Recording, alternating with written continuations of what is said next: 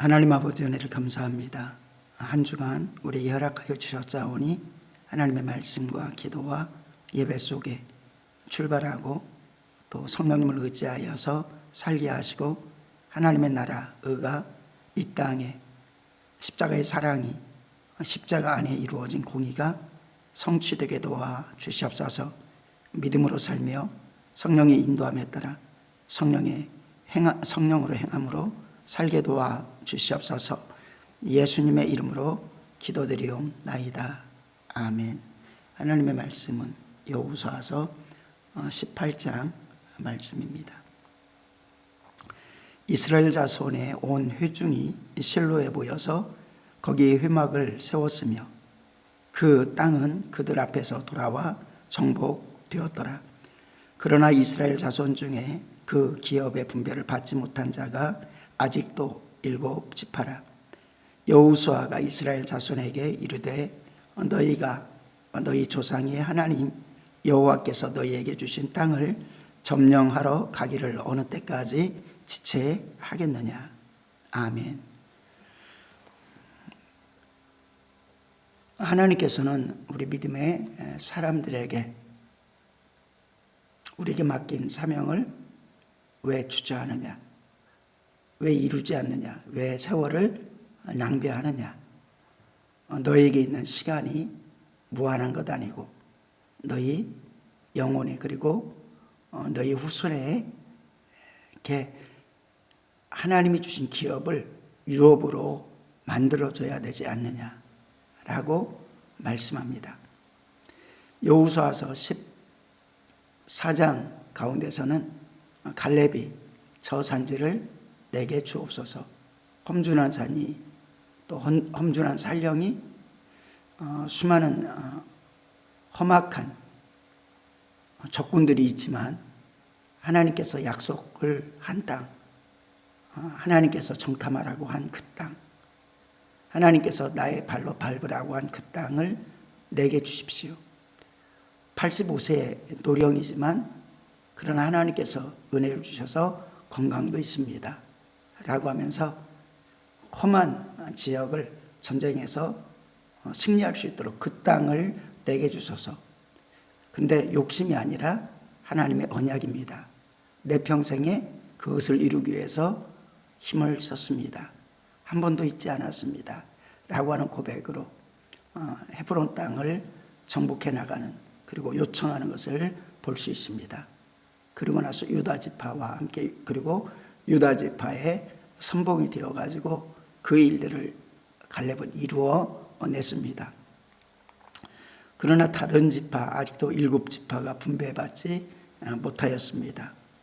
그런데 문제는 여호수아가 이스라엘 자손에게 이르되 너희가 너희 조상의 하나님 여호와께서 너희에게 주신 땅을 점령하러 가기를 어느 때까지 지체하겠느냐.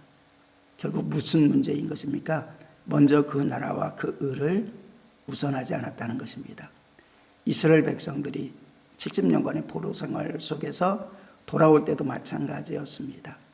돌아와서 먼저 그럼 무엇을 해야 됩니까? 안정되었으면 그 다음에는 하나님의 교회를 세워야 되는 것입니다. 물론 교회가 없이도 우리는 예배할 수 있고 제사할 수, 구약에서는 제사할 수 있습니다.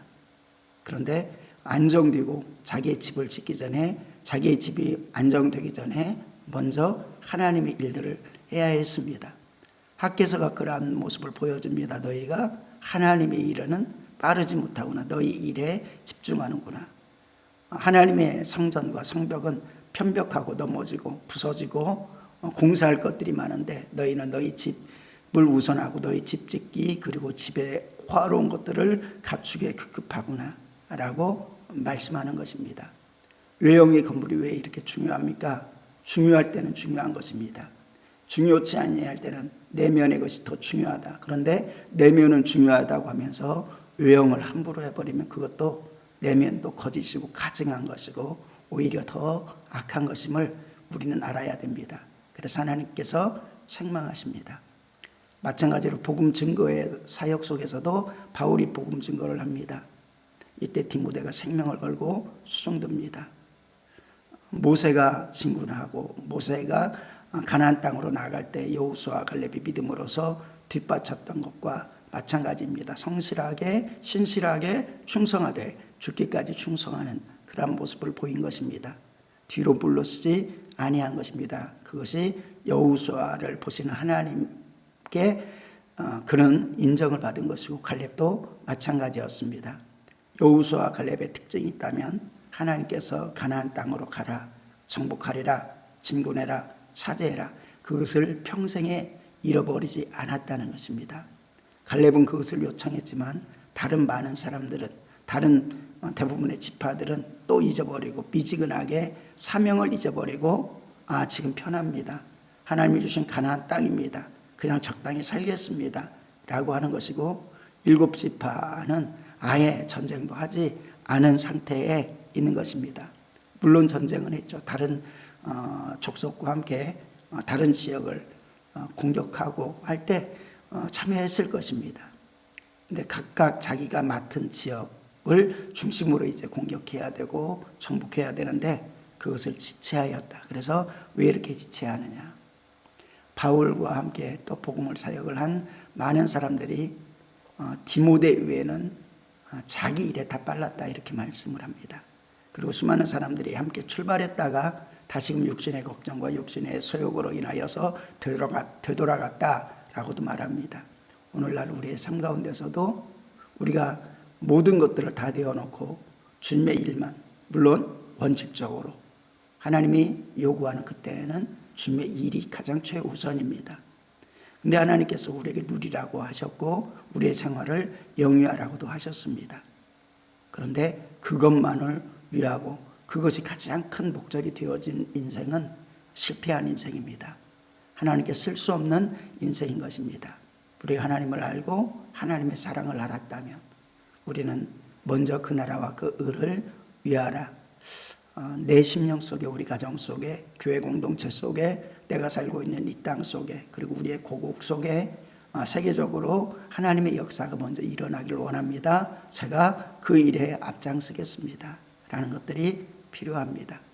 에바프로디도 같이, 빌레몬 같이, 믿음의 사람들 같이 수없이 하나님의 역사를 먼저 하는 사람들 되어야 된다. 엘리야가 백성들에게 말합니다. 어느 때까지 머뭇머뭇하겠느냐? 왜? 우상 숭배하는 바알 숭배자가 되고 수많은 이방 신들을, 아세라 신들을 섬기는 그런 자리에 서느냐? 그러면서도 하나님도 섬긴다고 어정쩡하게 서 있느냐? 미지근하지 마라 라고 하면서 하나님 앞에 분명히 서라, 어둠과는 싸워라 라고 말씀합니다. 우리의 삶 가운데서도 하나님과 사단을 동시에 섬길 수 없고 하나님과 물질을 동시에 섬길 수 없습니다. 두 가지를 섬기고 있다는 것은 하나님이 맡겨준 사명을 하지 못하고 있다는 겁니다. 왜 어중간하냐? 예배소 교회 속에서도 첫사랑을 잃어버린 그들을 향해서 책망합니다. 첫사랑을 회복해라. 하나님께서 주신 그 사랑을 찾아라. 열정을 가져라. 그리고 하나님을 사랑하면 내 계명을 지켜라. 사랑하는 일을 힘써라. 사랑하는 것은 영혼 구원입니다. 영혼 구원이고 그 영혼을 양육하는 것입니다. 이것이 하나님을 사랑하는 것입니다. 그 일들을 게으리하고 있는 내 삶은 아닌지 돌아보고 하나님 말씀으로 묵상하기를 게으르지 않게 하겠습니다. 전도하는데 게으르지 않게 하겠습니다. 하나님의 말씀을 받고 양육하는데 게으르지 않게 하겠습니다. 성도의 믿음의 교제를 이루는데 성령으로 이루어지기를 게으르지 않게 하겠습니다. 머뭇머뭇하지 않고 세월을 아끼라 때가 악하니라. 수 없는 종말의 징조가 나타나는 이때 믿음으로 자기를 지키고 영적으로 승리하는 그러한 삶이 되길 원합니다. 바울은 내가 엄히 명하노니 때를 얻든지 못 얻든지 너희는 복음을 증거해라. 그리고 바울은 마지막 인생 가운데서 내가 나를 관제와 같이 다 쏟아버렸습니다. 그러니까 하나님의 일에 최우선하여서 삶을 살았다는 것입니다. 우리 주 예수 그리스도께서도 마찬가지입니다. 많은 고난을 가지고 많은 자유를 가지고 행동하셨지만 그러나 이 땅에 보내신 아버지 하나님의 뜻에 따라서만 살았다는 것입니다. 우리 인생 가운데 진정한 자유를 누리기를 원하십니까? 하나님께서 우리에게 맡기신 사명을 붙들고 사는 귀한 성도가 되기를 주님의 이름으로 축원드립니다. 너희는 각 지파에 세 사람씩 선정하라. 내가 그들을 보내리니 그들은 일어나 그 땅에 두루 다니며 그들의 기업에 따라 그 땅을 그려가지고 내게로 돌아올 것이라. 정탐꾼을 보내는 여호수아의 모습. 성경 속에서는 여러 번 정탐꾼을 보내는 모습이 있습니다. 첫 번째는 모세가 보내는 정탐꾼, 12정탐꾼이 있었습니다. 근데 10정탐꾼은 악평을 했고 2정탐꾼 여호수아와 갈렙만이 믿음의 보고를 했습니다. 10정탐꾼의 악평을 통해서 백성들이 소리치고 하나님을 원망하고 그리고 가나안 땅으로 가지 못했습니다. 두 번째 정탐꾼은 무엇입니까? 여리고성을 정복할 때 정탐꾼을 또한 보냅니다. 이때 기생랍의 사건이 그 가운데서 나타납니다. 그들은 믿음으로 정탐하였고 그리고 그 정탐 중에도 기생랍이 하나님의 자녀로 그리고 예수 그리스도의 거룩한 족보에 또 하나로 되는 놀라운 은혜도 경험하게 되어집니다. 그들은 믿음으로 바라봤고 믿음으로 또 보고했습니다. 그 정탐꾼을 보낼 때 그들은 과거에 실패한 정탐의 모습을 마음에 새겼을 것입니다. 그래서 믿음으로 나갔고 강성한 성이지만 그런데 정복하였습니다. 아이성의 정탐꾼을 또 보냅니다. 그런데 거기에서는 전력을 다해서 하나님의 뜻대로 행하자고 고백하지 못했습니다. 자기의 판단으로 판단했던 것이죠. 그냥 여호수아에게 그 상태만 보고하면 되는 것인데 조금만 올라가도 됩니다. 수고롭게 하지 마옵소서. 자기의 생각을 섞는 것을 볼 수 있습니다. 그런데 그것이 정말 믿음에 의한 고백이 아니었던 것을 보게 됩니다. 우리는 전쟁을 할 때 전심을 다해야 되는 것입니다. 힘을 다해야 되는 것입니다. 물론 그 가운데 죄악이 공동체에 숨어 있었기 때문에 그래서 정탐이라는 것은 나 자신을 바라보는 것도 정탐에 필요한 것입니다. 하나님의 말씀을 통해서 매일 하나님의 말씀을 통해서 우리가 아침 새벽에 아침 시간에 첫 시간을 하나님께 드리고 말씀으로 나를 조명하고 하루를 살아갈 것들을 계획하고 하루를 다 산 후에 믿음으로 자기를 점검하고 잘못된 것들을 회개하고 이것도 내일의 승리를 위해서 정탐의 중요한 요소입니다. 그리고 지배할 땅을 나가서 정탐하는 것. 이렇게 정탐꾼이 있었습니다. 그리고 오늘 또 너희는 각 지파에서 세 사람씩 선정하라. 내가 그들을 보내리니 그들이 일어나 그 땅에 두루 다니며 그들의 기업에 따라 그 땅을 그려가지고 내게로 돌아올지니라. 우리가 하나님의 약속한 기업을 생각하는 거 이거 소중합니다. 마음에 품는 거 소중합니다. 그런데 메모하고 그리고 이것도 소중합니다. 꿈을 하나님이 주신 사명을 더 구체화하고 성문화시키는 것 소중한 것이죠. 그리고 그것을 제비 뽑아서 정복하게 하는 모습을 보여주고 있습니다. 그들이 그 땅을 7부분으로 나누되 유다는 남쪽 자기 지역에 있고 요셉 족속은 북쪽에 있는 그들의 지역에 있으니 그 땅을 7부분으로 그려서 이곳 내게로 가져오라. 그러면 내가 여기서 너희를 위하여 우리 하나님 여호와 앞에서 제비를 뽑으리라. 성경 속에서는 제비를 뽑는 부분들이 여러 나옵니다. 요나를 바다에 던질 때도 제비를 뽑았습니다. 12제자 가운데 가룟 유다가 실패하고 그리고 마띠아를 뽑을 때도 제비를 뽑았습니다. 오늘도 하나님께서는 제비를 뽑습니다. 그런데 중요한 것은 무엇입니까? 여호와 앞에서 우리가 때때로 교회에서 제비를 뽑아서 결정할 때가 있습니다. 이때 여호와 앞에서라는 건 무엇일까요? 기도하면서 하나님을 온전히 바라보면서 하나님 뜻이 이루어지길 원합니다라는 간절한 마음 가운데 이때 누가 뽑혀도 하나님의 섭리를 이루는 귀한 일들이 이루어질 줄로 믿습니다. 그런데 여호와 앞에서가 아닌 것은 기도하지 않고 그저 영적으로 무뎌져 가지고 제비를 뽑는다면 그것이 무슨 하나님의 선한 일들이 일어나겠습니까? 그래서 우리는 말씀을 들을 때도 하나님 앞에서, 말씀을 전할 때도 하나님 앞에서, 제비를 뽑을 때도 하나님 앞에서, 우리 인생을 결정할 때도 하나님 앞에서 중요한 것입니다. 여호와 앞에서 제비를 뽑으리라. 레위 사람은 너희 중에서 분깃이 없나니 여호와의 제사장 직분이 그들의 기업이 됨이며, 하나님의 일을 하는 것이 그들의 기업이다. 얼마나 축복됩니까? 갓과 루벤과 므낫세 반지파는 요단 저편 동쪽에 이미 기업을 받았나니 이는 여호와의 종 모세가 그들에게 준 것이니라. 그리고 유다가 또 정복했고 베냐민 지파가 정복했습니다. 그리고 나서 남은 지파가 7지파인 것입니다. 7지파 반이죠.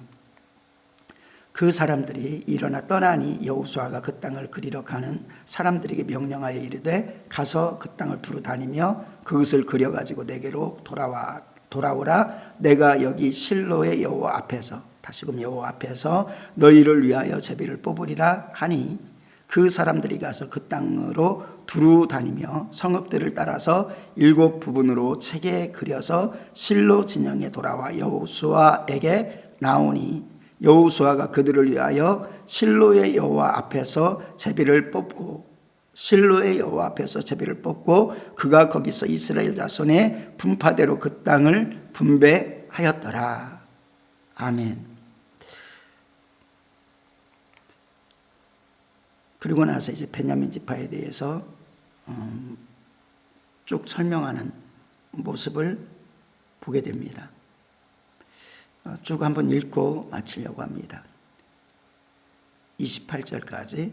베냐민 자손 지파를 위하여 그들의 가족대로 제비를 뽑았으니 그 제비 뽑은 땅의 경계는 유다 자손과 요셉 자손의 중간이라.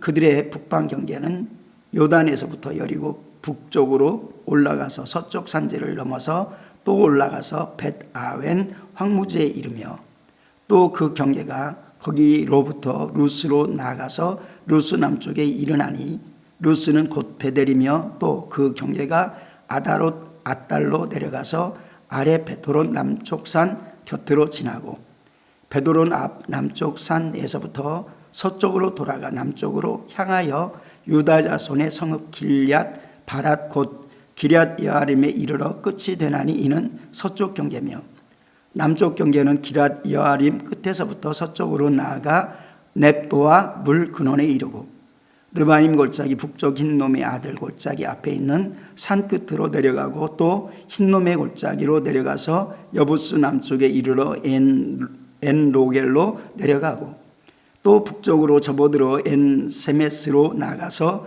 압둠빔 비탈 맞은편 그릴롯으로 나가서 루벤 자손 보안의 돌까지 내려가고 북으로 아라바 맞은편을 지나 아라바로 내려가고 또 북으로 벳 호글라 곁을 지나서 요단 남쪽 끝에 있는 여메의 북쪽 해만이 그 경계의 끝이 되었나니 이는 남쪽 경계며 동쪽 경계는 요단이니 이는 베냐민 자손이 그들의 가족대로 받은 기업의 사방 경계였더라.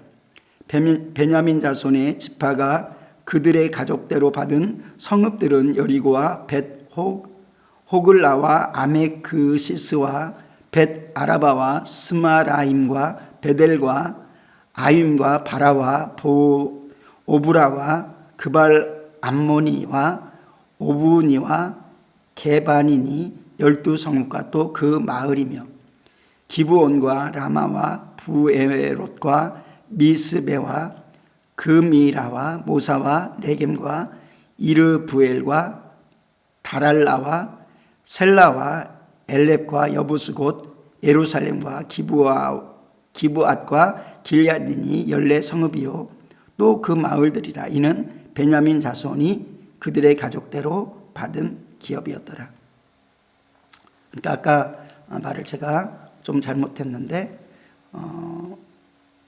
요단 이편에서 갓지파, 므낫세 반지파, 그리고 루벤 지파가 얻었고, 그리고 나서 유다 지파가 땅을 얻었습니다. 그리고 요셉 지파 중에서 또 땅을 얻는 그런 모습을 보게 되고요. 그리고 18장의 7지파의 시작은 베냐민 지파가 이렇게 땅을 얻는 것을 보게 되어지는 것입니다. 하나님께서 우리에게 주어진 이 땅을, 하나님께서 우리에게 주어진 사명을 뒤로 미루지 아니하고 하나님의 거룩한 방법으로 하나님 앞에서 하나님이 주시는 언약을 굳게 붙들고 성취하는 저와 사랑하는 성도 되기를 원합니다. 그 일을 할 때고 성령으로 예수 그리스도의 보혈을 힘입어서 거룩함으로, 그리고 성령님을 붙들어서 거룩함을 유지하며 믿음으로 말씀을 붙들어서 승리하는 오늘 한 날 그리고 한 주간 되어지기를 주님의 이름으로 축원드립니다. 기도합니다. 하나님 아버지 은혜를 감사합니다. 믿음으로 살아가게 도와 주시옵소서. 한 주간도 성령님을 의지하여 하나님의 말씀을 이루고 십자가의 사랑과 십자가 안의 공의를 하나님 십자가의 은혜로 이루게 도와주시고 성령의 권능으로 지혜로 행함으로 이루게 도와 주시옵소서. 감사드리며 우리 주 예수님의 이름으로 기도드리옵나이다. 아멘. 하늘에 계신 우리 아버지여, 이름이 거룩히 여김을 받으시오며 나라 임하옵시며 뜻이 하늘에서 이루어진 것 같이 땅에서 이루어지이다. 오늘날 우리에게 일용할 양식을 주옵시고 우리가 우리에게 죄진 자를 사하여 준 것 같이 우리의 죄를 사하여 주옵시고 우리를 시험에 들게 하지 마옵시며 다만 악에서 구하옵소서. 대개 나라와 권세와 영광이 아버지께 영원히 있사옵나이다. 아멘.